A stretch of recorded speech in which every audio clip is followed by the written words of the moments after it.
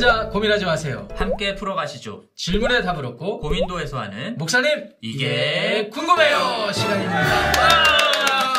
경건하게. 목사님 요새 애들 많이 컸어요? 예, 많이 컸죠. 네. 벌써 저희 큰애가 이제 3년 지나면은 대학교에 갑니다. 야, 벌써 그렇게 됐네요. 시간이. 네. 진짜 많이 컸네요. 많이 컸습니다. 목사님 댁에도 자녀가 셋이잖아요. 네. 여기까지 키우시느라 정말 수고 많으셨습니다. 저희 와이프가 고생이 많았죠. 저까지 아들 넷을 키우느라고. 아들 넷을 키우느라고. 정말 대단하십니다. 사모님 정말 수고 많으셨습니다. 혹시 자녀들한테 아버지로서 이렇게 기대하시는 바가 있다면 무엇일까요? 뭐 아이들이 세상적으로 성공하는 것도 뭐 네. 바라면 바람일 수 있겠지만 그것보다는 하나님 잘 믿고 이 세상에서 정직하고 진실하게 살아가는 아이들이었으면 좋겠습니다. 아, 그러시군요. 자, 그러면 격려 차원에서 영상 편지 한번 아이들 보고. 얘들아 똑바로 해라. 사랑한다. 자, 아이들이 힘을 얻었을 것 같아요. 이게. 네, 그러길 간결하게. 네, 이렇게 목회자들도 이 자녀들이 믿음 안에서 성장하는 거 이렇게 바라는데, 평신도들도, 이 성도님들도 이런 마음이 간절하실 거라고 생각이 들어요. 네, 맞습니다. 네. 특히 어린아이를 둔 부모님도 마찬가지고, 그리고 장성한 자녀를 둔 부모님도 마찬가지고, 그렇죠. 부모라면 누구든지 다 같은 마음이지 않을까 싶습니다. 그러니까요. 저희 교회에서도 사실은 분포도를 보면은 장성한 나이를 가지고 있는 부모님들이 많잖아요. 맞죠. 고민이 좀 이만저만이 아니실 것 같아요. 네, 맞습니다. 이렇게 보면은 이 목회자나 평신도 할 거 없이 이 자녀를 신앙적으로 인도하는 거에 대해서 고민이 다 있으신 거예요, 지금. 네. 그래서 이 부분에 대해서 오늘 좀 진지하게 저희들이 대화를 나눠보려고 하고요. 특별히 오늘은 이 자녀를 믿음의 길로 인도하기 원하는 한 성도님이 아주 귀한 사연을 보내주셨습니다. 그래서 그 사연을 중심으로 이 부모의 역할, 또 자녀가 어떻게 신앙의 길로 인도될 수 있을지에 대한 그런 대화를 나눠보려고 합니다. 그래서 오늘의 제목을 굳이 붙이자면 목사님, 내 자녀를 믿음의 길로 인도하고 싶어요가 되겠습니다. 네. 경사님께서 사연 읽어주시기 좀 부탁드리겠습니다. 예, 사연 읽어드리겠습니다. 네. 안녕하세요, 목사님. 제겐 하이스쿨 때 침례를 받았지만 교회 친구들에게서 상처를 많이 받은 뒤로 지금까지 14년 정도를 교회를 나가지 않고 있는 딸이 있습니다. 이 자녀가 신앙생활을 하게 되기를 기도하면서 주변에 아는 분께도 이 자녀가 교회를 다시 다닐 수 있도록 기도를 부탁드렸더니 그분이 기도 중에 문득 그 자녀가 구원을 먼저 받아야 한다는 것이 떠오른다고 하셨어요. 본인의 입으로 예수 그리스도를 믿는 것을 시인하고 침례를 받았으면 그때 이미 주님께 구원을 받은 게 아닌지요. 제가 잘못 생각하는 건가 해서 정확하게 목사님들께 질문하게 되었습니다. 꼭 좀 알려주시면 고맙겠습니다. 사실 교회를 안 다니는 딸에게 구원을 받아야 한다고 말해주면 심하게 거부 반응 보일까봐 고민만 하고 있습니다. 네. 이렇게 사연 들어보니까 그간 얼마나 마음을 졸이시고 태우셨는지를 좀 간접적으로 느끼게 되는 것 같아요. 네. 일단 용기 내서 이렇게 사연 보내주셔서 너무 감사합니다. 네. 정말 안타까운 마음이 느껴지고요. 네. 따님이 고등학교 때 교회에서 받은 이 상처로 인해서 지금 14년 동안 신앙생활을 하지 않고 있는 이 성도님이 따님이 정말 다시 신앙생활을 시작하게 되기를 간절히 바라는 마음이 절절하게 느껴지는 사연입니다. 네, 얼마나 간절했냐면은 주변의 지인분한테 기도 부탁을 하셨잖아요. 예, 맞습니다. 그러니까 오늘은 정말 저희가 진정성 있게 공감하는 주제이기도 하고요. 네네. 그렇게 좀 대화하게 될 것 같아요. 네. 그런데 또 이 지인분, 기도 부탁을 드렸던 이 지인분과의 대화에서 이제 또 고민이 생기신 것 같아요. 네. 기도해 주셨던 이분이 이제 기도하시면서 떠오르셨던 생각이 있었는데 그것이 이제 따님의 구원을, 따님이 구원이 필요하다. 구원을 받아야 된다라고 하는 생각이 떠오르셨다라는 거잖아요. 네. 그래서 사연을 좀 들어보면은 감정이입을 해보면 예. 혼란함도 느끼시는 것 같고 오히려 맞습니다. 또 마음에 좀 뭐라 그럴까요? 혼란함뿐만 아니라 불쾌감도 좀 느끼시지 않았을까? 그런 생각도 좀 들고요. 네. 그래서 이게 정말 진지한 고민인 것 같아요. 예, 맞습니다. 그래서 오늘 저희가 대화를 좀 크게 두 가지로 나눠서 이렇게 좀 대화해보면 좋을 것 같은데 먼저 직접적인 질문이 내 자녀가 고등학교 때 예수를 고백하고 주로 고백하고 침례를 받았는데 이 자녀가 과연 다시 복음을 듣고 구원을 받아야 되는가라는 이 직접적인 질문이 있었잖아요. 그래서 이 부분에 대해서 저희들이 좀 먼저 대화를 나눠야 될 것 같아요. 그리고 그래서 이제 구원에 대해서 전반적으로 대화를 하고요. 그리고 나서 사실 마지막에 또 고민을 비춰주신 게 이 자녀에게 내가 어떻게 해야 되는가 이잖아요. 네. 그러니까 이 자녀가 지금 이 상황에서 이 자녀를 믿음의 길로 어떻게 인도할 수 있을까에 대한 지혜, 뭐 방법론 이런 것들도 좀 같이 나누면 좋겠다는 생각입니다. 네. 그래서 오늘 저희가 나누는 이 대화는요, 네. 이 사연을 보내주신 성도님에만 국한되는 사연은 아닌 것 같아요. 네. 우리 교회 안에서 이러한 고민들을 갖고 오랫동안 씨름해 오셨던 많은 성도들이 있으니까요. 네. 우리 그런 모든 분들과 함께 나눴으면 좋겠습니다. 네, 상황적으로는 종종 접하게 되는 그런 고민이었던 것 같아요. 네, 기도 제목이기도 하고요. 네네. 자, 그러면 먼저 침례받은 사람, 이런 사람들이 구원받을 필요가 있나요? 라는 이 질문에 대해서 대화해보면 좋을 네. 것 같습니다. 네. 일단 침례라는 것이요. 네. 그 한 사람이 예수 그리스도를 자신의 구원자요 주님으로 영접하는 그것을 그 신앙 고백을 네. 모든 사람들 앞에서 공개적으로 하는 매우 의미 있는 중요한 의식입니다. 네. 그래서 예수님께서도 이 침례 주는 것을 직접 명령을 하셨고요. 네. 그 정도로 한 사람의 신앙에 있어서 빠질 수 없는 매우 중요한 부분인 것이죠. 네, 아주 중요하죠. 뭐 이제 침례 받은 분도 계시고 뭐 세례 받은 분도 계실 텐데 예. 어쨌든 의미는 같다고도 생각이 들지만 또 이제 이런 것도 생각을 해봐야 될 것 같아요. 개인의 신앙에서 매우 중요하기도 하고 사실 공동체 안에서도 매우 중요한 의미가 있습니다. 그러니까 개인은 신앙 고백을 하지만 공동체 안에서는 서로가 그 신앙 고백을 받아주고 서로 언약을 맺어서 너의 영적인 생활에 같이 책임을 지겠다라는 어떤 그런 의식이기도 하니까 네. 이거는 뭐 의미로 따지고 보면 소홀히 여길 수 없는 그런 거가 분명하죠. 네. 예. 그런데 우리가 여기서 한 가지 생각해 봐야 되는 게 네. 침례라는 그 의식 자체가 그 한 사람의 영혼의 구원을 결정지을 수는 없다라는 것입니다. 네. 단순히 침례라는 의식에 참여했다라는 사실이 이 사람이 구원받았다라는 것들을 증명해 줄 수는 없다라는 거죠. 그렇죠. 저희가 예전에도 한번 이런 부분을 다룬 1회. 적이 있었는데 1회 네. 구원의 확신에 예. 대해서. 그 구원을 얻는다라는 그것은 말씀에 대한 확신과 함께 네. 우리 감정과 행동과 의지적인 모든 부분에 있어서 그렇죠. 말 그대로 전인격적인 변화가 따라와야 된다라는 걸 말씀드렸었잖아요. 말씀드렸죠. 예, 이러한 점에서 이 기도해 주셨던 분도 이 따님이 구원을 먼저 받아야 되는 것이 아닌가라는 생각을 해보셨을 수 있을 것 같아요. 네. 네. 결국 따님이 얼마나 진정성 있게 예수 그리스도를 영접했는가라고 하는 판단이 필요한 부분인 것 같고요. 네. 그에 대한 우리들의 판단과 증명이 막 100% 객관적이고 확실하다라고 말할 수는 없습니다. 네. 예, 그렇기 때문에 침례를 받았다라고 해서 구원을 받았다라고 얘기하기도 어려운 부분도 있고 그리고 지금 현재 교회를 다니지 않고 있다고 해서 네. 교회 구원을 받지 못했다라고 얘기하기도 어려운 부분도 있습니다. 네. 아, 그렇죠. 되게 예민한 얘기가 될 수 있는데 예. 저희가 만약에 칼로 무자르듯이 뭐 이거다. 당신은 구원 받았다. 구원 못 받았다. 이렇게 얘기하면은 저희가 용한 거예요. 인간적인 표현으로 용하고 사실 우리가 구원을 베푸는 어떤 그런 위치에 있다고도 하나님이 보여줄 수 되는 있는 거죠. 예. 그러니까 참 이게 어려운 거예요. 맞습니다. 예. 그래서 저도 목사님 말씀에 동의하면서 이게 우리가 이제 대화를 잘해야 되겠구나 그런 생각이 들어요. 이게 기도해 주신 분도 선의를 가지고 기도하셨을 거고 또 이제 그분 입장에서는 기도하면서 판단하실 때 14년 동안 교회를 안 다니면 사실 열매적인 측면에서 보면 하나님과의 관계가 맺어진 거야? 라고 생각하셨을 거니까. 네네. 예. 그렇지만 또 그걸 알 수는 없고 우리 입장에서는 그렇잖아요. 그렇죠. 예. 그렇기 때문에 저희가 대화를 할 때 조심스럽게 이렇게 대화하기보다는 그러니까 단순히 침례를 받았으니까 구원을 받았습니다라고 얘기할 수도 없고 또 그렇게 그 일부분 맞는 것도 있고 또 반대로 14년 동안 교회 안 다녔으니까 구원받지 못했습니다.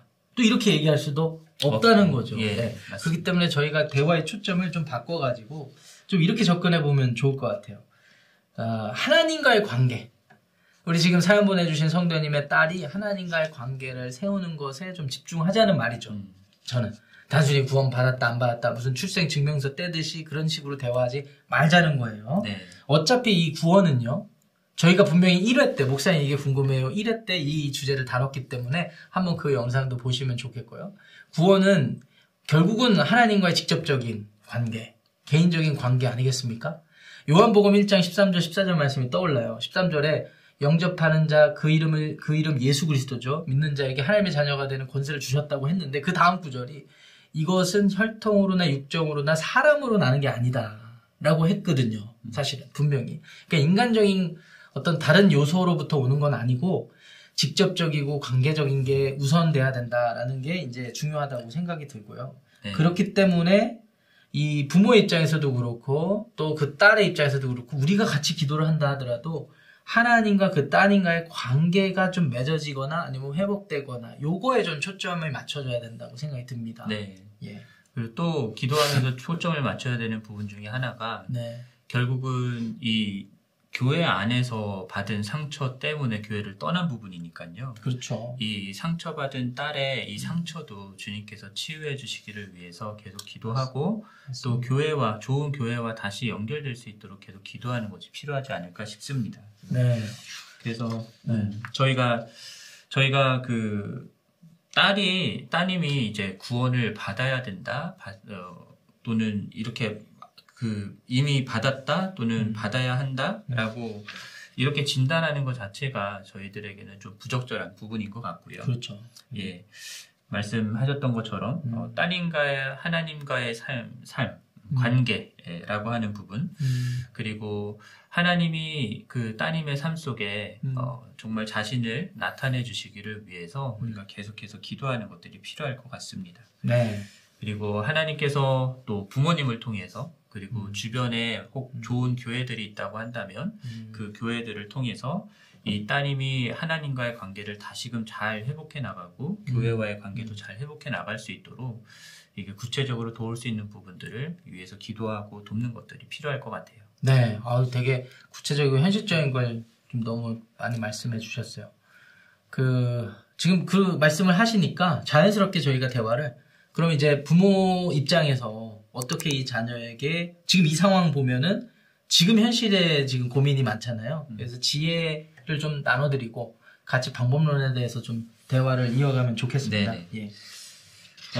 저는 일단은 그 사연 주셨던 이 성도님이 따님과 그러니까 하나님에 대해서 더 자연스럽게 이야기를 많이 하시는 게 필요할 것 같아요. 대화를 많이 해라. 뭐 교회 가야 되지 않겠니? 라는 식의 이야기가 아니라 성도님이 경험한 하나님, 성도님이 만난 하나님, 따님을 사랑하는 그 하나님에 대해서 자연스럽게 따님과 더 많이 대화를 나눌 수 있는 기회를 갖는 것이 좋을 것 같습니다. 네. 여기에는 그 성도님과 이 딸의 친밀한 관계가 형성되어 있는 것도 굉장히 중요한 부분인 것 같고요. 그리고 성도님과 하나님과의 관계도 이렇게 친밀하게 잘 되어 있어야 가능한 부분인 것 같고요. 그래서 이런 부분들을, 이런 관계적인 부분들을 다시 한번 생각해 보는 것이 매우 중요할 것 같습니다. 지금 목사님 말씀도 결국은 관계네요. 그죠? 네네. 네. 그러니까 결국 이 사연 보내주신 부모님 입장도 저희가 공감을 하지만 하나님과 이 어머니인지 아버지인지 저희가 정확히는 지금 알 수가 없잖아요. 그러니까 이 부모님과의 관계도 좀 있어야 되고, 그렇죠.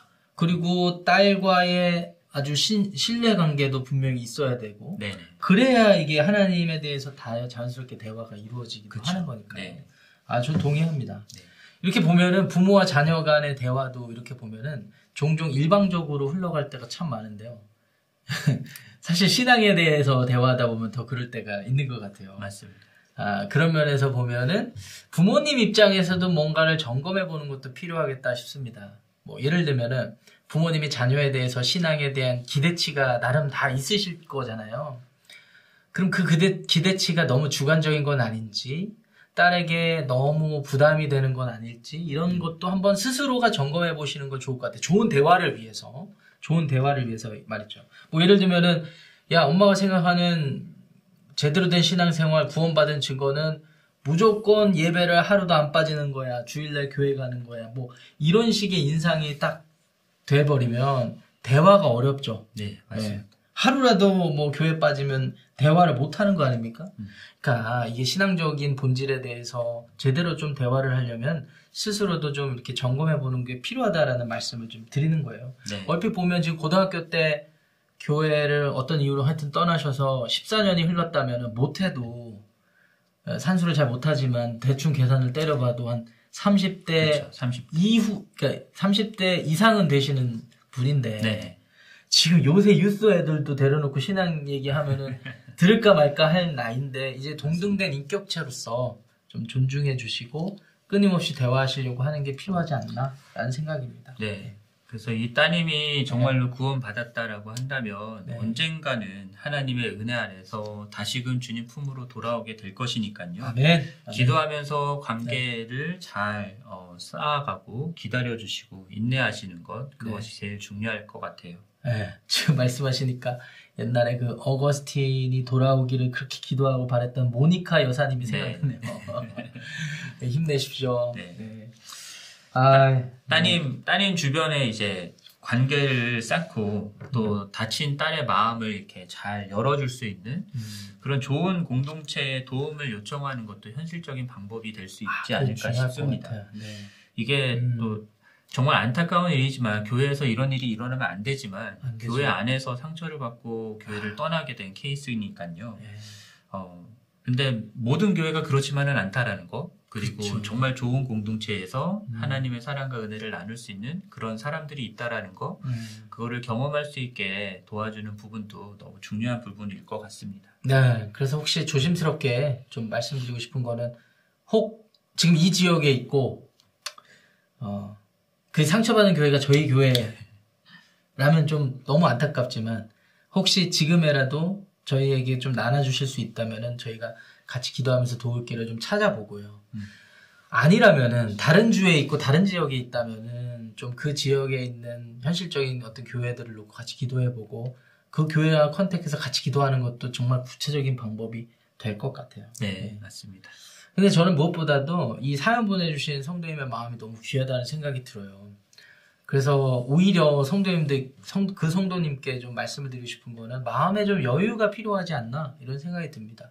물론 자녀의 신앙 형성에 부모의 역할이 굉장히 큰 거는 맞고 부정할 수 없고 강단에서 선포돼야 되지만 제가 종종 보면은 그렇게 강단에 선포되고 또 강조가 되다 보면 어떤 면에서는 불필요한 자책감을 많이 가지시더라고요. 맞아요. 네. 그러니까 좀 나이가 어린 자녀가 있는 부모님들 입장에서는 그나마 좀 이렇게 채찍질이 돼서 격려가 되는데 지금 말씀드렸다시피 장성한 나이, 저 나이만 해도 장성한 거잖아요. 그렇죠. 예. 이렇게 머리가 많이 굵어지고 이럴 때는 이 부모님의 마음이 이제 되게 절망을 많이 느끼시더라고요. 나 때문에 이렇게 됐다. 나 때문에 이렇게. 저는 그거 하나님이 기뻐하시는 마음이 아니라고 생각이 들어요.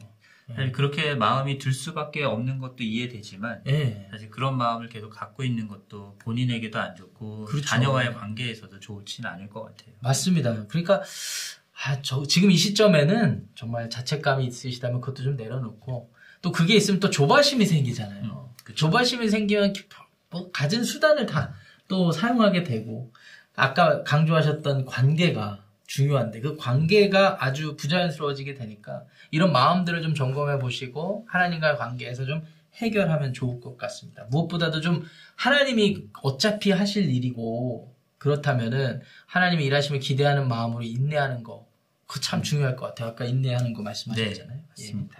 예. 자, 여기까지 오늘 그 아주 귀한 사연을 중심으로 자녀의 신앙 어떤 지도 믿음의 길로 인도하는 거에 대해서 대화를 좀 해봤습니다. 이 오늘 사연은 이분에게만 해당되는 건 아니에요. 네, 맞아요. 저희도 그렇잖아요. 그렇죠. 저도 그렇고 모든 성도님들의 가정에 해당되는 거니까 너무나 소중한 그런 사연이었고요. 그렇기 때문에 저희가 막 이렇게 막 재미있게 진행을 못하겠어요. 사실은. 네, 맞습니다. 같이 공감하고 진지하게 해야 되고. 좀 부탁을 드리고 싶은 거는 비공개로 사연을 신청하셨는데 저희에게만이라도 성함하고 연락처를 주시면은 저희가 계속해서 기도하고요. 그리고 또 선물도 좀 보내드리도록 그렇게 하겠습니다. 네. 자, 오늘 내용 이렇게까지 하고 강 목사님께서 정리 한번 해주시겠습니까? 네, 정리하면 오늘 사연은 자녀의 신앙에 대한 고민 그리고 자녀에게 할 수 있는 부모의 역할에 대한 질문이었고요. 한 사람이 구원받는 것은 겉으로 드러나는 어떤 행위로 되는 것은 아니고 하나님과 그 사람과의 직접적인 그리고 친밀한 개인적인 관계다라는 것들을 우리가 나눴고요. 그런 자녀들이 그러한 하나님과의 관계를 쌓아가는 데 있어서 부모의 역할이 매우 중요한 것은 사실이지만 자녀가 하나님과의 그런 바른 관계를 세워나갈 수 있도록 계속해서 인내하며 기도하고 또 부모와 자녀와의 바른 관계를 세워나가는 것도 중요하고 또 주변에 있는 좋은 교회 공동체에 도움을 구하는 것도 중요하다라는 이야기들을 나눴습니다. 네, 감사합니다. 성도 여러분, 하나님께서 여러분들이 속한 가정의 자녀들을 믿음 안에서 평안하게, 건강하게 그리고 제대로 성장할 수 있게 도와주시기를 저희들이 축복하고요. 그렇게 좀 기도하겠습니다. 오늘 목사님 이게 궁금해요는 여기까지로 하도록 하겠습니다. 대신에 기도로 좀 마쳤으면 좋겠는데요. 강 목사님께서 사연 보내주신 어머니인지 아버지인지 모르겠지만 부모님 위해서 좀 기도해 주시고 제가 그 따님 위해서 좀 같이 중보하고 자연스럽게 마치는 걸로 하겠습니다. 네, 기도하겠습니다. 하나님, 오늘 사연 보내주신 이 부모님의 마음을 생각해 봅니다. 어렸을 때는 교회 잘 다니고 또 신앙적인 믿음의 고백도 하고 침례도 받았고 했는데 교회에서 받은 상처 때문에 14년 동안 지금 교회를 떠나 있는 그 딸을 바라보면서 그 마음이 얼마나 많이 상하고 아팠을지 생각해 봅니다. 하나님께서 그 마음을 위로해 주시기를 기도합니다. 그리고 평안을 허락해 주시기를 원합니다. 하나님께서 끝까지 인내하면서 이 딸의 신앙을 이끌어 나갈 수 있도록 믿음을 주시고 힘을 더해 주시기를 원하고 주님께서 주시는 능력과 또 평안과 은혜 가운데 이 딸을 더 깊이 사랑하면서 기다릴 수 있도록 도와주시옵소서. 혹여나 마음속에 자책하는 마음이나 조바심이 있다고 한다면 주님 제거해 주시고 온전히 주님을 신뢰하며 따라갈 수 있도록 도와주시옵소서. 하나님, 14년 전에 또 주님과 관계를 생각하며 예수 그리스도 고백하고 침례를 받았던 그런 자매를 위해서 기도합니다. 교회에서 상처가 있었고 또 그것 때문에 교회에 다니지 않고 있지만 하나님, 우리가 그 자매에 대해서 여러 가지를 놓고 고민하고 어떻게 인도할지 이렇게 판단하고 하는 것이 아니라 우리가 간절히 기도하는 것은 하나님께서 자신의 독생자를 아끼지 않으셔서 그 자매를 위해서 베풀어 주셨던 은혜를 그 자매에게 나타내 주시기를 원합니다. 혹 그 자매 마음 가운데 하나님과의 맺어진 그 관계가 잊혀져 있다면 하나님께서 그 관계를 다시 생각나게 해주셔서 회복의 은혜가 있게 하여 주시옵소서. 혹 그 자매에게 한 번도 하나님의 사랑을 제대로 이해하고 받아들인 적이 없다라고 한다면 하나님 아시지요? 하나님께서 마음문을 열어주셔서 예수 그리스도의 생명을 깨닫는 은혜도 있게 하여 주시옵소서. 아버지 하나님, 저희가 잘 알지 못해서 이렇게 기도하지만 주의 성령께서 그 자매의 삶을 지켜주시고 인도해 주셔서 그 인도함 따라서 하나님과의 풍성한 관계가 맺어지게 하여 주시옵소서.